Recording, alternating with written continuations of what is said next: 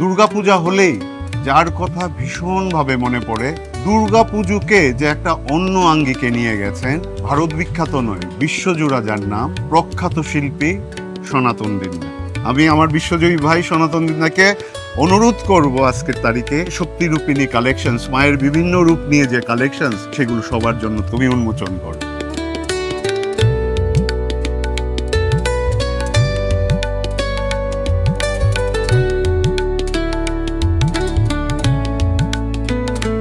আসলে শ্যামসুন্দর জুয়েলারি ওনারা গয়না বিক্রি করেন না, সোনা বিক্রি করেন না, ওনারা ক্রিয়েটিভ ডিজাইন বিক্রি করেন। আজকে আমার ভালো লাগছে যে দুর্গার এতগুলো রূপ নিয়ে এবং বাংলার কৃষ্টি, বাংলার কালচারকে নিয়ে যে সোনা দিয়ে এইভাবে গয়না তৈরি করা যায়, তার একটা প্রকৃষ্ট উদাহরণ রইল এখানে।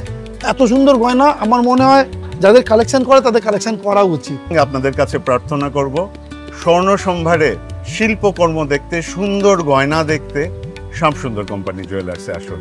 যে উৎসব শুরু হচ্ছে 15ই সেপ্টেম্বর থেকে, চলবে 28শে সেপ্টেম্বর, মানে ষষ্ঠী পুজোর দিন অবধি।